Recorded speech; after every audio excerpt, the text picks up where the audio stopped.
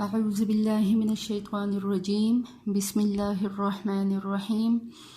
رب اشرح لي صدري ويسر لي أمري واحلل عقدة من لساني يفقهوا قولي. قاوس پمونگه د سوره بقره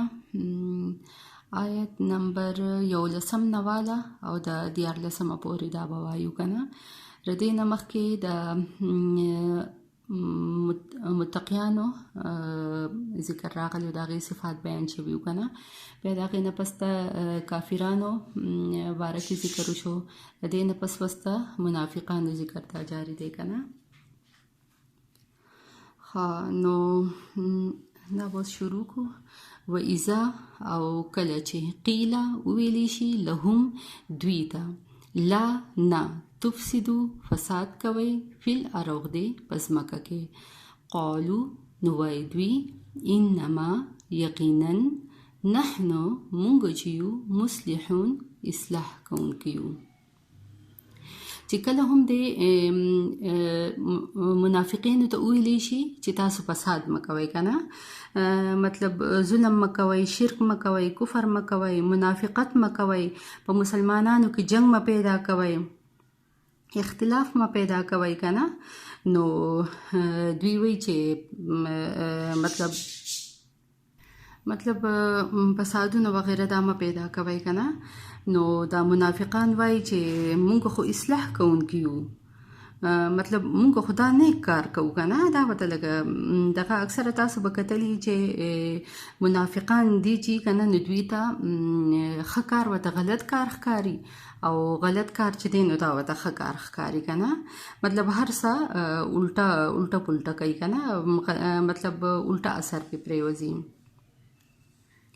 نن سبا مطلب څومره لکه نن سبا کم دور چې دی که نه، لکه اوس ټي وي کتل شوله، موبایل یې لکه وړو له په لاس کې ورکړي که نه، دا غلط استعمال چې کوي. خلک وایي مونږ دا ټایم پاسې کوو داسې که نه. او کپړې چې دي نو دا خو فیشن دی نن سبا که نه، داسې لکه دغه کپړې اچوي که نه، دغه نه خلاف مطلب تهذیب نه خلاف کارونه کوي که نه. نو خلک وایي چې مونږ خو دا ټایم پاسې کوو. نو اصل کې که هورو کو نو ټایم پاسې کول دا مطلب غلط کار دی که نه. لکه اوس انسان وزګاری ښه ده چې په کار نه ده چې د قرآن ترجمه وکړي، خپل بچو ته سبق وښایي، د کور نور کارونه وکړي، د کور کارونه صفاین وغیره، مطلب دا هم عبادت کې راځي که نه. نو دی وایي چې دا خو لکه مونږ اصلاح کوونکي یو که نه، لکه الټه پلټه دغه کوي، ښه کار ته غلط وایي او غلط ته ښه وایي که نه.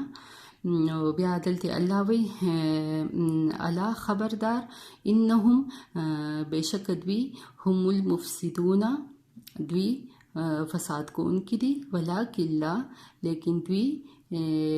لا یشعرون شعور نه لري. الله رب العالمین وایي چې دوی خو مطلب په خپله باندې فساد کوونکي دي، خو دوی ته ردې خبرې شعور نشته دی که نه. مطلب الله وایي چې منافقه او ګناهګار چې دي نه، دا دوی په خپله دي، فساد کوونکي په خپله دي، خو دوی وسله نه پوهېږي. و اذا او کله قیله ویلی شي دوی ته، قیله ویلی شي لهم دوی ته آمنو ایمان راوړئ، کما سرنګې یا څنګه چې آمنه ایمان راوړی دی الناسو نورو خلکو.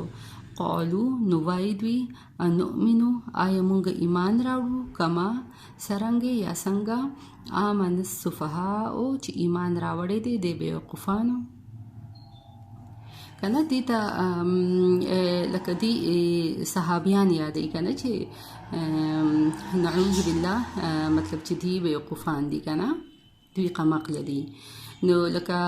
په دې وجه ورته دوی وایي چې ګوره دوی اسلام دغه کړی دی او د ډېرو خلکو سره مطلب ټکر اخیستلی دی، چې کومه مشکله لاره د هغه دغه کړې ده، خوښه کړې ده، د مطلب د کافرانو سره او د ډېر خلکو سره یې ټکر اخیستلی دی که نه دوی ته لکه دا دغه چې دي مسلمانان مؤمنان صحابیان که نه نو اعوذ بالله دا ورته بیوقوفان ښکاري نو الله وی الله خبردار انهم بشک دوی هم السفهاء پخپله بیوقوفان دي قمقلان دي ولکن لیکن لا نه یعلمون دوی پوهیږي دوی علم نه لري که نه نو الله رب العالمین وی چې اصل کې دوی پخپله بیوقوفان دي خو دوی لا وس نه پوهیږي که نه دوی ته لا ردې خبرې څه دغه نشته دی علم نشته دی نو بس دونه پوره ده یو ځلې بیا ووایم لفظي ترجمه و اذا او کله و او مطلب اور که نه کلا اذا کلا قیلا ویلی شي لهم دویتا لا نه تفسدو فساد کوي فی الارض پزمکه کې قالو نو وایي دوی انما یقینا مونږ یا بېشکه مونږ بېشکه یا یقینا که نه انما